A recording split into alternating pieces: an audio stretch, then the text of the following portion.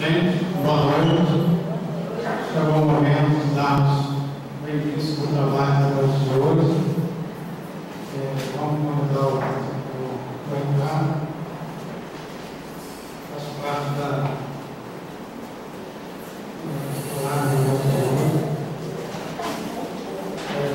nós vamos também convidar a Isabela para ler uma página inicial.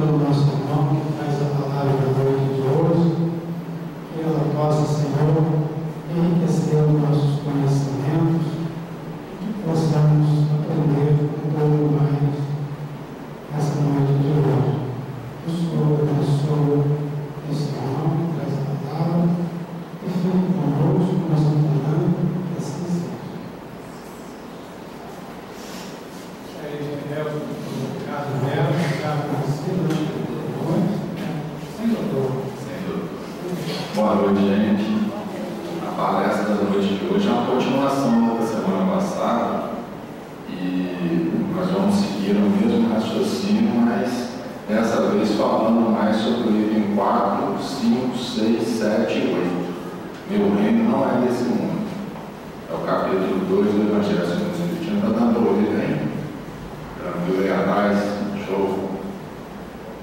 Então, a gente vai abranger a realeza de Jesus, dentro do capítulo do reino não é desse mundo, o ponto de vista e as instruções dos Espíritos, uma realeza terrestre, mensagem com a Rainha de França. Então, sejam muito bem-vindos hoje, principalmente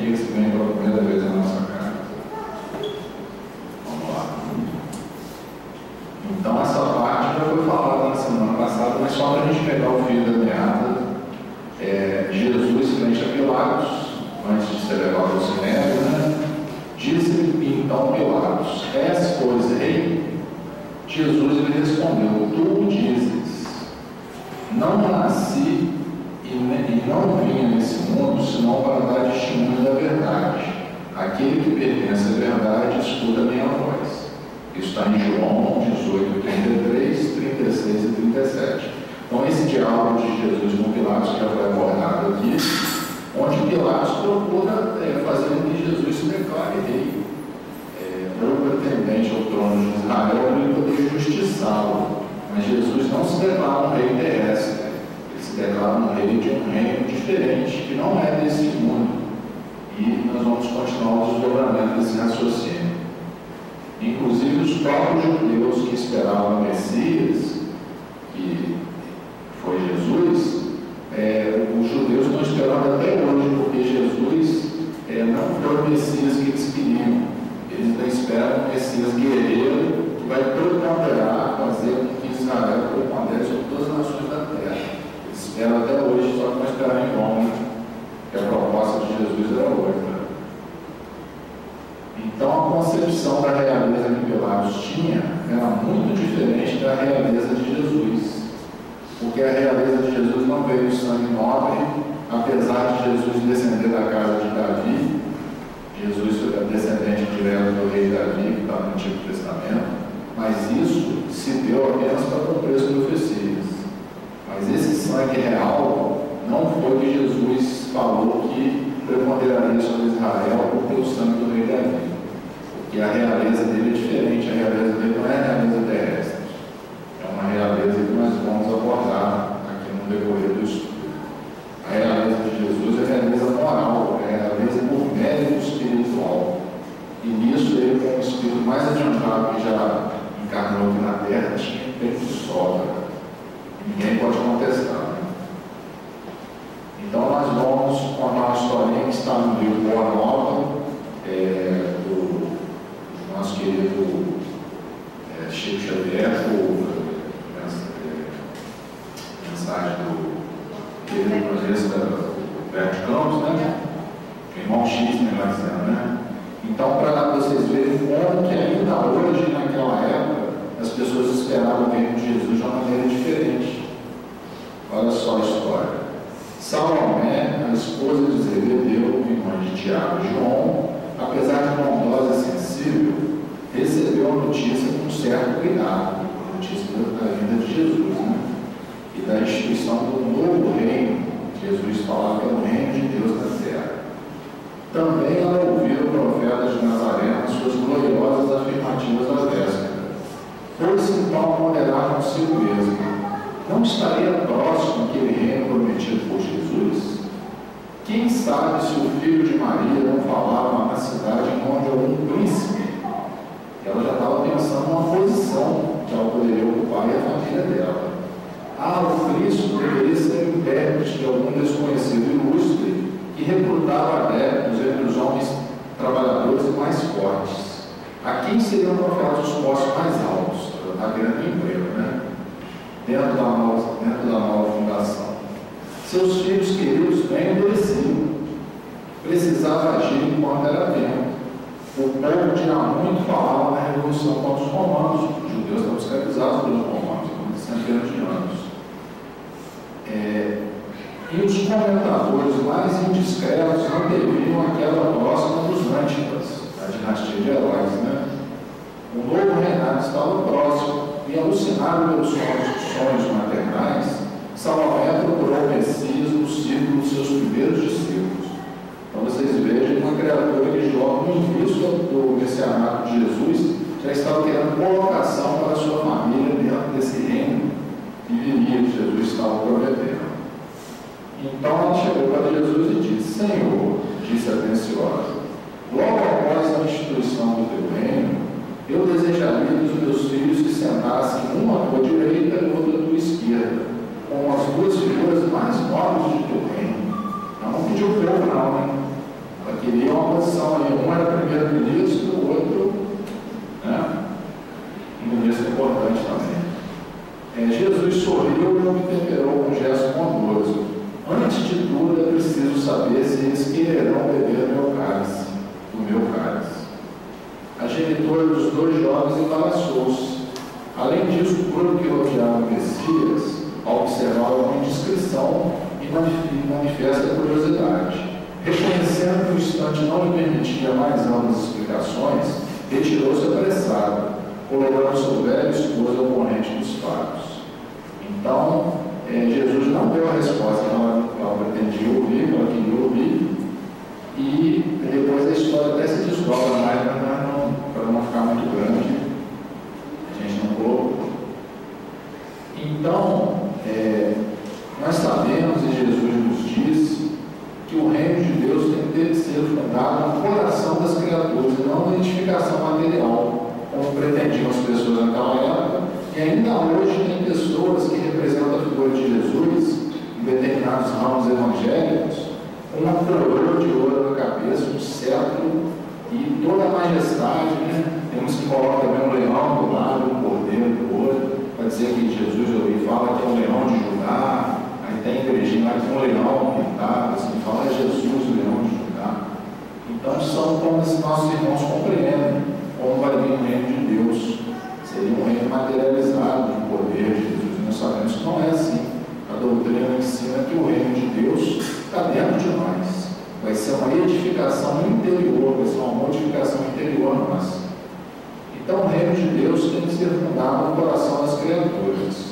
O trabalho árduo é o meu gozo, o sofrimento o meu cálice, mas o meu espírito se ilumina na sagrada certeza da vitória. Então o cálice que Jesus aceitou, com certeza aqueles companheiros não queriam aceitá-lo, né? Visto que de todos os apóstolos que permaneceu perto da crucificação, foi só João, o mais novo, né? Não parou na Maria, e todos os outros fugiram, até Pedro não estava lá, né? Mas depois ele construiu uma trajetória muito bela. Então, a realeza de Jesus, especificamente agora no capítulo, item 4, aí está no Evangelho segundo o Espiritismo, que não é deste mundo o reino de Jesus, todos compreendem, mas também na terra não terá ele uma realeza. Nem sempre o título de rei implica o exercício do poder temporal. Então, nós vamos ir daqui para frente, também abordando dentro desse capítulo, títulos de realeza dados a determinadas pessoas, mas que não possuem sangue real. Por exemplo, aqui no Brasil todos falam, Pelé é o rei do futebol, né? Roberto Carlos o rei. Ele não tem sangue real, não é herdeiro do Pedro II, nada disso, né? É pelo mérito.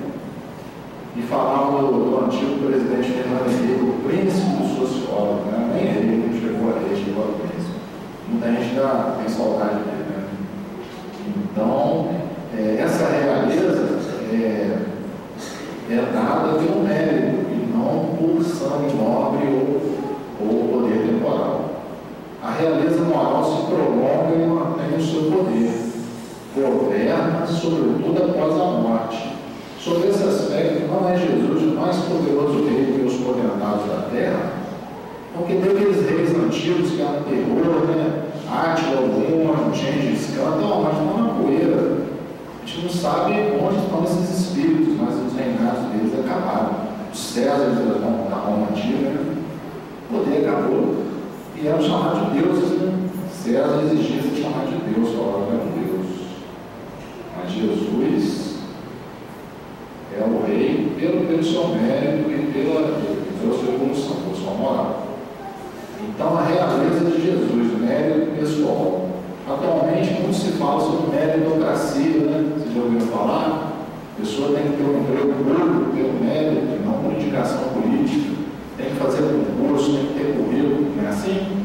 Na área de educação, na área de saúde, na área administrativa, a meritocracia. Então, onde vai se buscar o mérito, se não com trabalho, com esforço? Se a pessoa não tiver o mérito, não estudar, não se esforçar, não vai ser nada. Você pode até botar um indivíduo incompetente num cargo público que não vai se dar bem. Ele vai fazer só besteira. A gente tem vários exemplos sobre isso aí, né? Infelizmente. Então, a realeza de Jesus diz respeito ao mérito pessoal. Não é aquela baseada em corrupção e falcatruas como ocorre na vida política. Representa o esforço na prática do bem, na paciência ante os infortúnios, pois quando isso faz parte intrínseca da alma humana, ela transporta-se para outro mundo, um mundo totalmente diferente da mesquinharia do mundo material, que ainda domina a maioria dos seres humanos. E depois a gente vai ver sobre o ponto de vista, a diferença do ponto de vista de uma criatura que considera a vida só a vida material, essa presente, a única, e o ponto de vista das criaturas que consideram a vida espiritual, o porvir, o futuro, é totalmente diferente. Porque quem considera que existe uma vida só vai depositar todas as suas esperanças, toda a sua felicidade nessa vida. E a gente sabe que tem múltiplas milhares de encarnações ainda para nós, né? Então, o erro de cálculo pode ser fatal para a pessoa. Então, olha só o comparativo. A realeza de Jesus, comparando a realeza terrestre com a realeza moral. Progressão nas ideias da justiça divina. Então, a realeza terrestre é temporal, nem sempre é por mérito pessoal. Já houve reis que foram fracassos, né? Imperadores bárbaros, pessoas que não fizeram nada pelos seus países, eram reis, diziam que era por direito divino, que Deus ele tinha mandado assim. Nem sempre são amados, né? Podemos dizer que até são pouquíssimos reis ou imperadores foram amados por seus povos, né? Aí se coloca aqui, ó, civilizações do passado com suas glórias e seus exércitos, que dê Roma, que dê o Império Mongol de Gengis Khan, que deu o Império Babilônico, aqueles impérios antigos, sumiu toda a poeira do tempo, não existe mais.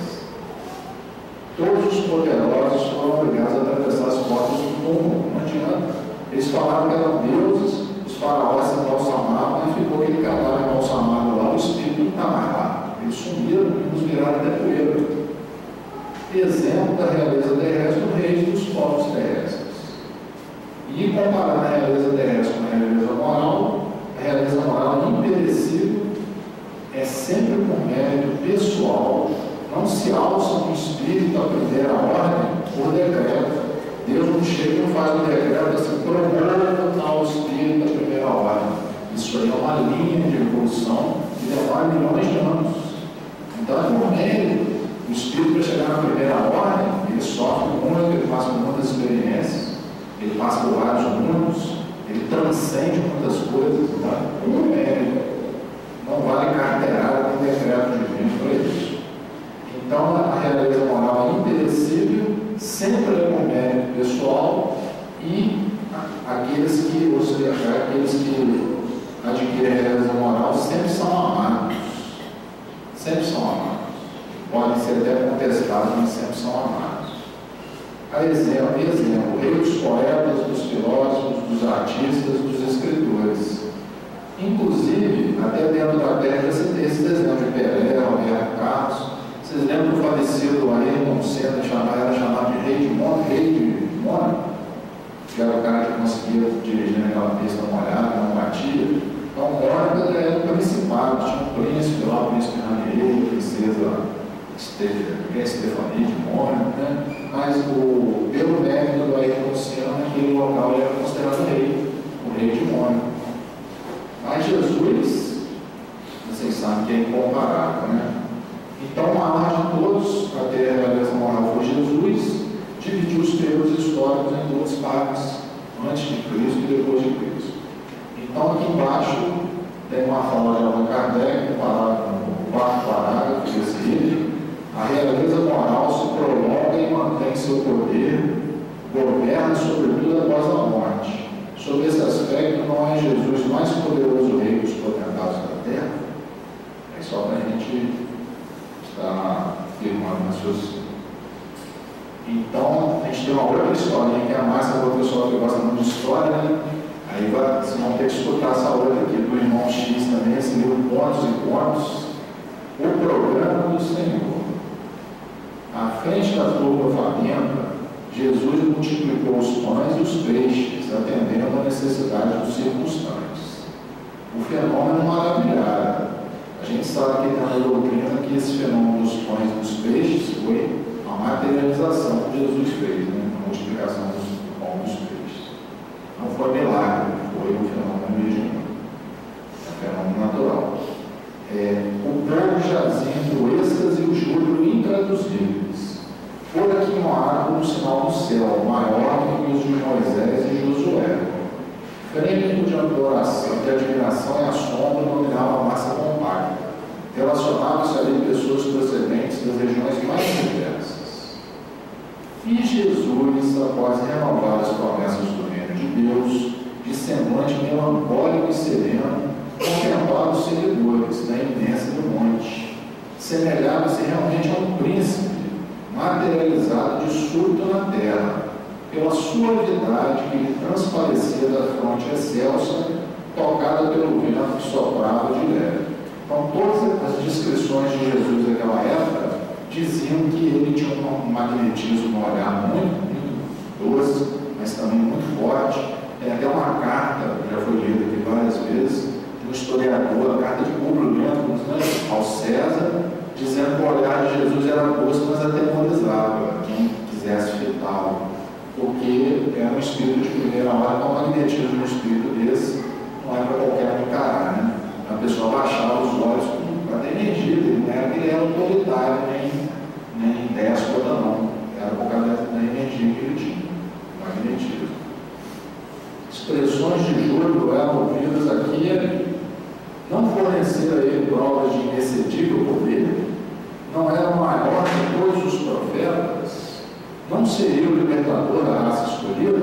Aí aqueles questionamentos dos judeus, né? Será que Jesus realmente vai pegar em armas e derrubar o exército romano, derrubar o César, e dar a Israel a preponderância que sempre foi prometida para eles no Antigo Testamento? Eles achavam que sim, achavam que Jesus era um rei guerreiro, um príncipe guerreiro, não era nada disso. E essa passagem vai exemplificar justamente isso. Aí apareceu esse indivíduo, como na Alberto de Campos, irmão X, Maledel, espadahulho forte, assessor de justiça em Jerusalém, acercou-se do mestre e clamou pela multidão haver encontrado o restaurador de Israel. Era um que queria que se processasse também pela força, como Judas também queria. Isso aí era mais violento ainda. E perguntou a Jesus, dessa personagem, Maledel: Senhor, indagou exultante, és em verdade o arauto do novo reino? És tu mesmo? Sim, respondeu Cristo sem titubear. Jesus falou: sim, sou eu. Em que alicerce será estabelecida a nova ordem? Prosseguiu o oficial do Sinédrio, dilatando o diálogo. Como será o seu reino? Como vai ser a ordem do seu reino? Em obrigações de trabalho para todos. Naturalmente, ele começou a não gostar, né? Vai ter trabalho para todos. O interlocutor esfregou sobre si com a mão direita, evidentemente inquieto, e continuou: instituir-se-á, porém, uma organização hierárquica? Quem vai mandar? Quem pode ser os chefes, né? Já querendo a nomeação para ele, né? Como não? Assentou o mestre sorrindo. Qual a função dos melhores? Melhorar os piores, disse Jesus. Qual a ocupação dos mais inteligentes? Instruir os ignorantes. Então ele está dizendo: eu sou melhor, eu sou mais inteligente. Qual é o cargo que o Senhor vai me dar, né? Senhor, e os bons? Que farão os homens bons dentro do novo sistema? Ajudarão os maus, a fim de que estes se façam igualmente bons. E o encargo dos ricos? Amparar os mais pobres, para que também se enriqueçam de recursos e conhecimento. Então não estava achando nada para ele, né? Mestre, tornou Maledel desapontado. Quem ditará semelhantes normas? Estava achando que ele ia ser nomeado alguma coisa, né?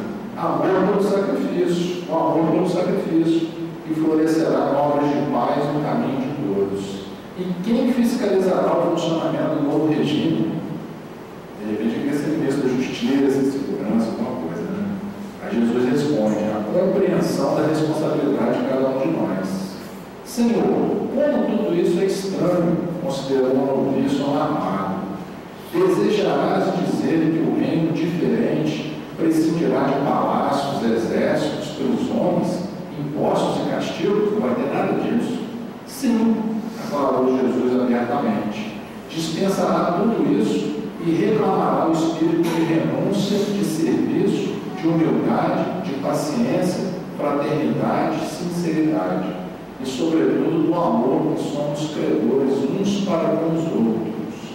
E a nossa vitória permanecerá muito mais na ação incessante do bem, com o desprendimento da posse, na esfera de cada um, que nos próprios fundamentos da justiça, até agora conhecidos no mundo. Então, isso aí para ele era coisa absurda, inaceitável, como era para a maioria das pessoas naquela época, e como é ainda para vários que se intitulam cristãos nos dias de hoje. O reino, quer dizer, o maior reino de Deus vai ser aquele que mais servir. Todo mundo quer poder, todo mundo quer mandar. E esse nosso companheiro também naquela época queria, né? Nesse instante, justamente quando os doentes e aleijados, os pobres e os aflitos desciam da colina, tomados de intenso júbilo, Maledel, destacado funcionário de Jerusalém, exibindo terrível máscara de sarcasmo na fisionomia antes respeitosa, voltou as costas ao Senhor. Ele viu que não tinha nada para ele ali, foi embora, pelas costas de Jesus. E acompanhado por algumas centenas de pessoas bem situadas na vida, deu-se pressa em retirar-se, proferindo frases de insulto e zombaria. O milagre dos pães foi rapidamente esquecido. Então, nós somos assim ainda. Muitos se aproximam de agrupamentos religiosos, de qualquer ordem, querendo ser por vantagem, querendo ser exibido de provas, de expiações. Não é. Quer um atalho, quer um desconto. E quando não acha, fala assim: isso aí não é para mim, não adianta. A gente vai lá e expor aqueles deuses lá, nós continuamos sofrendo. Eu acho que estou sofrendo até mais que a gente fala. Parece que até piorou para mim, mas eles não veem que aquilo ali é um reforço de espiritualidade para tanto. Eles passaram por aquelas provas e até queimar as coisas que eles têm que queimar mais rápido, né? Passar aquelas dívidas kármicas que eles têm. Mas nós somos assim ainda um pouco. Então, a gente leu aqui no Evangelho, no Novo Testamento, traduzido pelo Haroldo Costa, parábola do grão de mostarda, em Marcos, capítulo 4, versículo 30 a 33. Então Jesus dizia: como assemelhamos o reino de Deus, ou em que parábola o colocamos? Achei muito interessante, porque o grão de mostarda, nos estudos aqui, a gente associa sempre a fé. E aqui ele associa o grão de mostarda ao reino de Deus. Por que a mostarda, né? Como um grão de mostarda, em que parábola colocamos? Como um grão de mostarda, que, quando semeado sobre a terra, é a menor de todas as sementes sobre a terra. Por isso que Jesus falava: se tua fé for do tamanho de um grão de mostarda, falarás ao monte, te move daqui para lá e ele se moverá. Então a semente de mostarda realmente é a menor que tem. Então, quando semeado, essa semente, quando semeada, sobe e se torna maior de todas as hortaliças, sendo ela menor da semente sobre a terra. Quando semeada, sobe e se torna maior de todas as hortaliças. Produz ramos grandes, de modo a poder as aves do céu aninhar sob sua sombra. Então, a parábola dizendo que o reino de Deus dentro de nós começará com um grãozinho de mostarda, e se nós dermos terreno para esse grão, para essa sementinha do reino de Deus dentro de nós, ela vai florescer, vai se tornar enorme, vai nos abrigar. E é o mundo inteiro. Quem achar o reino de Deus dentro de si, vai ajudar o seu próximo, vai ajudar o seu semelhante, e vai contribuir para o mundo ser melhor. Então, o ponto de vista sobre o qual os homens encaram os homens da vida terrena. Então, está no Evangelho de Kardec. A ideia é clara e precisa que se faça da vida futura, proporciona inabalável fé no porvir. Fé que acarreta enormes consequências sobre a moralização dos homens, porque muda completamente o ponto de vista sobre o qual encaram eles a vida terrena. É como eu estava falando com vocês. Me adiantei um pouquinho lá atrás. A pessoa que crê na vida futura, ela encara a vida presente sob outro aspecto. Os sofrimentos que nós passamos, se a gente acredita numa vida futura, a gente passa pelo sofrimento de uma forma. Se a gente não acredita, passa muito pior. A gente vai ver o desdobramento daqui para frente. Então, o ponto de vista como nós encaramos a vida terrena vai depender da nossa crença ou não numa vida futura. E no caso de nós espíritas, a crença na reencarnação, né? Que é a segunda letra do alfabeto divino. A primeira é uma coisa, a segunda é a reencarnação. Então a vida não se resume a uma única existência. Então nós estamos dentro de uma casa espírita, um dos princípios básicos da doutrina espírita é qual é o princípio que explica a vida não se resume a uma única existência. A pluralidade, não é pluralidade, é vidas sucessivas. Imortalidade da alma e vidas sucessivas. Né? A vida não se resume a uma única existência. Então, a vida não se resume a uma única existência. Aí é interessante que as pessoas falam assim, poxa, mas se existisse outra vida, ninguém nunca voltou para contar. Eles não levam em consideração a codificação, não levam em consideração o livro dos médiuns, nem o céu e o inferno. Eles falam que ninguém nunca voltou para contar, porque tem centenas de espíritos, ou milhares que conversaram com Kardec, mas eles não consideram isso, mas é por medo da responsabilidade. Então, para quem se coloca pelo pensamento na vida espiritual, que é indefinida, a vida corpórea se torna simples passagem, breve estada no país ingrato. Então, se a gente, por exemplo, a gente escolhe passar férias, tem um mês de férias, aí uma semana a gente destina para um local que a gente chega lá e não gosta. Então, assim, puxa, o hotel é ruim, o local é ruim, fui roubado, fui desrespeitado, não quero ficar mais aqui. Para aquele que acha que as férias vão ser sempre assim, aquilo é um sofrimento muito grande. Mas para aquele que acha que você, de uma outra feita, você vai ser mais feliz nas suas férias, vai falar, não, isso aqui foi só um engano meu. Na próxima vez, eu vou para outro lugar, eu vou dar muito bem. Então, uma simples passagem, breve estada num país ingrato, a vida corpórea. As vicissitudes e tribulações dessa vida não passam de incidentes que ele, o homem que acredita na vida futura, suporta com paciência por saberes de curta duração, devendo seguir-se-lhes um estado mais ditoso. A morte nada mais restará de aterrador, pois é só uma passagem, conforme nós sabemos aqui. Deixa de ser a porta que se abre para o nada e torna-se a que dá para a libertação. Então, um dos maiores medos daquela criatura que não acredita na vida futura, materialista, que acredita que só o corpo, que ele é o corpo físico, o maior pavor dele é morrer. Ele acha que vai acabar, ele acha que nunca mais vai ver os familiares dele, aqueles que já partiram, aqueles que ele deixa na terra. Então, isso é um terror. A gente até compreende que a criatura se sinta assim, já que não acredita na vida futura. É até desculpável, mas nós que temos o estudo, temos a convicção de que as provas de que existe a vida futura, não podemos viver na morte. Né? Às vezes a gente vai ter vergonha de morrer e não apresentar um resultado muito bom lá nos nossos mentores, nos nossos guias. Mas medo de morrer não podemos ter. Mas muitos têm medo. Então a morte nada mais estará de aterrador. Tem uma porta que vai dar para a libertação, pela qual entra exilado numa mansão de bem-aventurança e paz. Sabendo temporária e não definitiva a sua estada no lugar onde se encontra, menos atenção presta às preocupações da vida, resultando-lhe daí uma calma de espírito que tira aquela muito do seu amargura.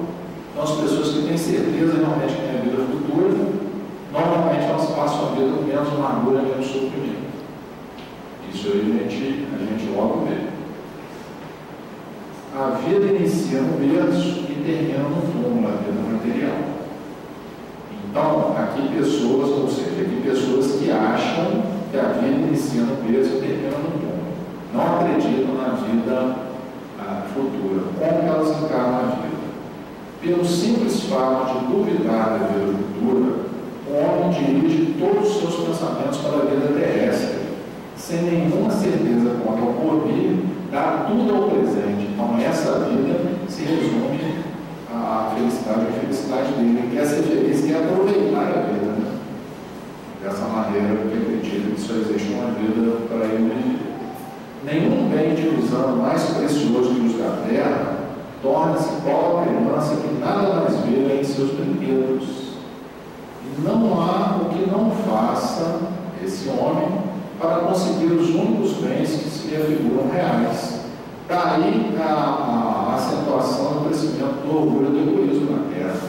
Se o indivíduo acha que realmente não tem uma vida futura, ele não tem merecimento para conquistar, ele não deve nada às leis divinas, ele pode fazer o que ele quiser. Ainda mais estando ele num país onde as leis são frouxas, tem impunidade, ele vai fazer muitas coisas ruins para ele e para a coletividade, achando que nada vai acontecer. Então, a perda do menor bem que ele tiver lhe ocasiona causticante pesar. Um engano, uma decepção, uma ambição insatisfeita, uma injustiça de que seja vítima, o orgulho ou a vaidade feridos, são outros tantos tormentos que lhe transformam a existência numa perene angústia, infligindo-lhe ele, desse modo, a si próprio, a verdadeira tortura de todos os instantes. Então, tem pessoas que mergulham num processo terrível de obsessão, de depressão, por causa de uma perda material, perder um emprego, ou a perda de um ente querido, que ele acha que foi perdido para sempre. Ele mergulha num espiral mesmo de sofrimento que compromete aquela existência dele todinho, só por falta de acreditar que existe uma vida futura.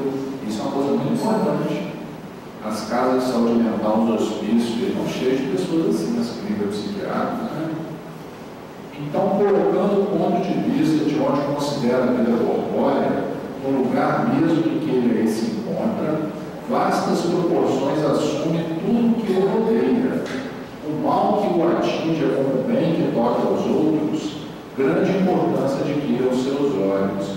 Então, tem muitas pessoas que desenvolvem os chamados tormentos voluntários que o Evangelho fala, a inveja e o ciúme, porque achando que só existe uma vida, ela vê o vizinho ali só se dá bem, o vizinho tem uma vida melhor que a dela, e ela se acha merecedora demais, vê aquele indivíduo que às vezes não fez nada contra ela, mas está ali prosperando na vida e fala, só existe uma vida, por que Deus não bota para ser assim, para sofrer tudo isso, e o vizinho que é pior que eu, assim, não. A pessoa revolta, e vira ateu, ele fica revoltado, ele vira fundamentalista. Muitos procuram religiões ou filosofias fundamentalistas, onde eles acham que através de determinadas posturas eles vão ganhar os valores de Deus, vão ser escolhidos, vão ser eleitos. Isso aí determina o fracasso da encarnação mesmo. Às vezes aquela vida ela deveria aprender muitas coisas e tolerar expiações que ele mesmo construiu para ele, mas ele não tolera porque ele não acredita na vida futura, e ele acha que ele é merecedor de muito mais do que o vizinho ou próximo dele. Mas a gente sabe que a justiça de Deus não falha, né? Então, item 7, o espiritismo dilata o pensamento e lhe rasga o horizonte os módulos. Nós que estamos ali dentro da doutrina, estudando, a gente vê qual a diferença de pensamento do que nós éramos, do que nós pensávamos antes de conhecer o espiritismo para o que pensamos hoje. É uma diferença muito grande, que vai variar em cada pessoa, mas há uma diferença muito grande. Muitos de nós já aceitam melhor as coisas indesejáveis que acontecem com eles, os desditos, os sofrimentos, já temos assim, uma outra compreensão, temos uma resiliência melhor, uma resistência, uma flexibilidade em passar por determinados problemas que não tínhamos antes de conhecer a doutrina. Então, o espiritismo realmente abre a cabeça da gente. Então, em vez dessa visão acanhada e mesquinha que concentra o homem na vida atual, que faz do instante em que vivemos na Terra único e frágil eixo do poder eterno, em vez dessa visão acanhada e mesquinha que concentra o homem na vida atual, que faz do instante que vivemos na Terra único e frágil eixo do poder eterno, ele, o Espiritismo, mostra que a vida não passa de um elo harmonioso e magnífico conjunto da obra do Criador. Nossa vida é só uma passagem, já tivemos milhares de encarnações anteriores e teremos outras tantas daqui para frente. É só uma passagem. Mas isso também não é para a gente adiar nosso progresso. Porque muitos podem dizer, então vamos deixar para outras encarnações, outras oportunidades, deixa eu aproveitar agora. Mas não. porque se você não fizer o que tem que fazer agora, você vai se colocar numa situação mais difícil no corpo. Você vai dever mais às leis. Então, o que o Espiritismo faz também? Mostra a solidariedade que conjuga todas as existências de um mesmo ser. Todos os seres de um mesmo mundo e os seres de todos os mundos. Isso é uma coisa muito interessante. Solidariedade entre as existências de um mesmo ser. Então, eu tenho que ser solidário comigo mesmo, pois eu sou um ser que na minha caminhada evolutiva já fui bem pior do que eu sou hoje e seria muitíssimo melhor do que eu sou hoje no corpo. Então, a pessoa tem uma autoestima melhor, ela sabe no espírito eterno. Jesus falava: brilhe vossa luz, vós sois deuses. E nós somos mesmo. Dentro de nós somos espíritos de primeira ordem em embrião. Né? Conforme o pessoal do céu diz aqui, nós somos futuros condutores de planetas. E muitos estão fazendo aqui vestibular aqui espiritual, né? Passando bem essa vida, na próxima, talvez estejamos guiando o familiar nosso. Muitos estão assim. E muitos têm já várias virtudes já adquiridas que estão implodindo agora, vão botar ele numa situação espiritual bem melhor. Muitas pessoas já vão para alguns melhores, a gente não sabe, né?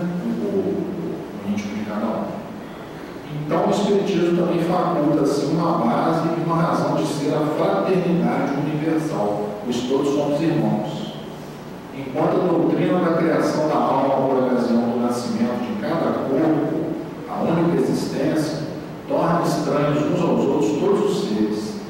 Porque se eu sou criado no momento em que eu sou concebido, eu sou um ser que apareceu agora na Terra, e eu, depois de uma vida curta, eu vou ser colocado no plano espiritual. E a minha família, aqueles que vêm depois de mim, e todos aqueles meus ancestrais, isso não tem nada a ver comigo, eles foram criados, né? Cada um ao seu momento, então se tornam estranhos uns aos outros. Essa solidariedade para as partes do mesmo todo explica o que inexplicável se apresenta desde que se considere apenas um ponto. Então, a solução para esse raciocínio é a pluralidade das existências, que é o outro princípio espírita. Então, o mestre e o apóstolo, vocês estão olhando para o pessoal do brasileiro. O Espiritismo respeita todas as religiões e doutrinas, valoriza todos os esforços para a prática do bem. Vocês veem que nós aqui não vemos aqui na frente, está condenando essa ou aquela religião. Se o indivíduo é feliz naquela religião e faz o bem, está ótimo para nós. Não somos contra a religião nenhuma. E o Espiritismo em si é uma religião diferente das outras, porque além de ser religião, é uma ciência, uma filosofia. Né? E trabalha o Espiritismo pela confraternização e pela paz entre os povos e entre todos os homens, independentemente de sua raça, cor, nacionalidade, crença e nível cultural ou social. Reconhece ainda que o verdadeiro homem de bem é o que cumpre a lei de justiça, de amor e de caridade na sua maior pureza. Pode esse homem de bem ser de qualquer religião ou não ter religião nenhuma. O Espiritismo não institui nenhuma norma moral, apenas facilita aos homens a inteligência e a prática da moral do Cristo, facultando fé inabalável e esclarecida aos que duvidam ou vacilam. Então, como Kardec definiu que seria a fé raciocinada? É aquela capaz de encarar frente a frente a razão em todas as épocas da humanidade. Essa é a fé espírita. Aí muitas pessoas falam: mas vocês viram que tem que estudar muito, e eu também não tenho muito estudo, mas se a pessoa se comprometer com os estudos espíritas, até a cultura geral dela vai melhorar. Nós temos vários companheiros aqui no centro que tinham escolaridade baixa com os estudos espíritas e eles foram para frente. Daí se segue que a importância dada aos bens terrenos está sempre em razão inversa da fé na vida futura. Quanto mais importância nós damos aos bens terrenos, menor é a nossa fé na vida futura. Aquele que fica pegado ao automóvel, à casa, às fazendas, às propriedades, ele está pouco apegado à vida futura. Então, quando ele é colocado na vida futura, ele vai sofrer, ele vai estranhar, ele vai lamentar, porque ele localizou toda a felicidade necessidade dele naqueles bens materiais. E muitos vêm atrás disso. A gente já tem muitos companheiros na reunião de sucessão que são apegados ali na casa que eles moravam. Uma vez apareceu um camédio e falou assim: está cheio de promissória, cheio de papel embaixo do bolso. Eram promissórias que ele tinha uma dívida, que ainda uma moeda inexistente. Ele queria cobrar, meu irmão, isso não vale mais nada, a moeda agora é outra. Você não precisa mais de dinheiro. Então o homem instintivamente procura o seu bem-estar, embora certo de que só por pouco tempo permanecerá no lugar em que se encontra, cuida de estar a ele o melhor ou o menos mal que lhe seja possível. Ora, o desejo do bem-estar força o homem a tudo melhorar, impedido que é o instinto de progresso e da conservação que está nas leis da natureza. Simplesmente aquele que se preocupa com o futuro não liga ao presente mais do que relativa importância e facilmente se consola dos seus insucessos pensando no destino que o aguarda. É semelhante mais ou menos ao indivíduo que é investidor, ele faz um plano de investir para resgatar em 30 anos. Então, se no primeiro, no segundo, no quinto ano de investimento ele perder dinheiro, ele vai até rir. Vocês sabiam que tem pessoas comprando ações eleitorais agora, dizendo que daqui a 20 anos vai ser bom? Eles estão comprando, eles estão rindo. Todo mundo está arrancando os cabelos, eles estão falando: não, agora é bom comprar. A gente não tem coragem de fazer isso, mas eles estão fazendo. Então, é um exemplo assim para vocês verem como que é o investimento na vida futura. É uma coisa de longo prazo. Então, simplesmente aquele que se preocupa com o futuro não vê o presente mais que relativa importância. Deus, consequentemente, não condena os gozos terrenos, condena sim o abuso desses gozos em detrimento das coisas da alma. Então, agora, a mensagem de uma rainha de França, uma realeza terrestre. Muitos companheiros atribuem essa mensagem a Maria Antonieta, mas não tem identificação espírita. Todo mundo fala em rainha de França, fala em Maria Antonieta. Nós botamos até aqui no filme, mas ninguém sabe que vai ser Maria Antonieta, não, a rainha de França. É muito cheio, né, Maria? Porra, né? O sonho também gosta, né? São instruções dos espíritos. Quem melhor do que eu pode compreender a verdade dessas palavras de nosso Senhor? A rainha falando: eis rainha, né? O meu reino não é desse mundo. Ela teve um reino no mundo, no plano espiritual não teve. O orgulho me perdeu na terra. Quem, pois, compreenderia nenhum valor dos reinos da terra, se eu não compreendi? Que trouxe eu comigo da minha realeza terrena? Nada, absolutamente nada. E como que para tornar mais terrível a lição, ela nem sequer me acompanhou até o túmulo. Então lá ela não achou coroa, nem palácio, nem cetro, nem aqueles funcionários lacais, né, esperando ela. Tendo sido rainha entre os homens, julguei que penetrasse como rainha o reino dos céus. Que desilusão! Que humilhação, quando ao invés de ser recebida como soberana, via acima de mim, mas muito acima, homens que eu julgava insignificantes, aos quais eu desprezava por não terem sangue nobre.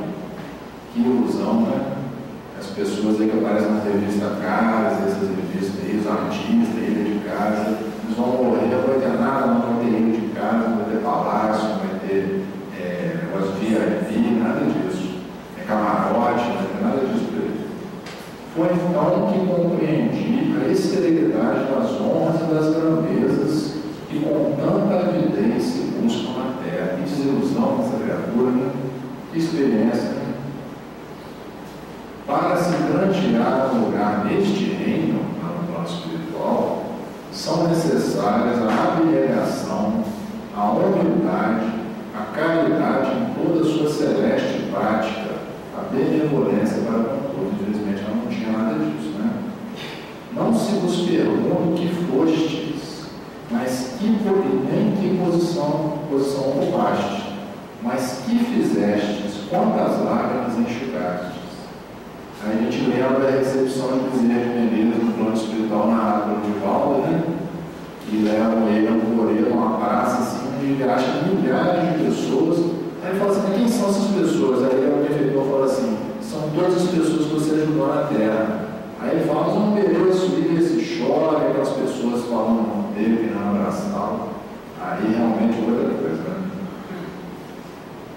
Ó Jesus, tu disseste, teu reino não é desse mundo, porque é preciso sofrer para chegar ao céu, de onde os degraus de um trono ninguém aproxima. A ele só conduz as veredas mais penosas da vida. Procurai-lhe, pois, o caminho através das urzes e dos espinhos, não por entre as flores. Correm os homens para alcançar os bens terrestres, como se os houvessem de guardar para sempre. Então, dão importância demasiada aos bens materiais, né? Aqui, porém, todas as ilusões se somem. Cedo se apercebem eles de que apenas apanharam a sombra e desprezam os únicos bens reais e duradouros, os únicos que lhes aproveitam na morada celeste, os únicos que lhes podem facilitar o acesso a esta, que são os bens morais, né? São as suas moradas virtudes, o bem que você fez na terra. Compadecei-vos dos que não ganharam o reino dos céus, ajudai-os com as vossas preces, porquanto a prece aproxima do Altíssimo homem. É o traço de união entre o céu e a terra, não o esqueçais. Uma rainha de França, Árvore, 1863. É uma mensagem para a gente repetir, né? Então, nosso querido Kardec disse: aquele que se esforça seriamente por melhorar, assegura para si a felicidade já nesta vida mesmo. Existe uma soma de felicidade que nós podemos ter nessa vida mesmo. E tem alguns requisitos, né? Kardec até pergunta aos espíritos, agora eu esqueci qual questão que é. Aí os espíritos respondem: a soma de felicidade que pode ter nesse mundo, a consciência tranquila, a posse necessária, a consciência tranquila e a certeza do porvir, né? A fé no futuro. A posse necessária, porque sem comer, sem vestir, você não pode ser feliz. A consciência tranquila de não ter feito mal a ninguém e a fé no futuro, de saber que você tem uma estrada luminosa, né, pela frente. Você vai ser bem menor do que é hoje. Isso os espíritos nos ensinam. E o nosso querido Emmanuel: a caridade é o processo de somar alegrias, uma operação matemática é a caridade, somar alegrias, diminuir males, multiplicar esperanças, dividir a felicidade, para que a terra se realize na condição do esperado reino de Deus. Então, meus queridos companheiros,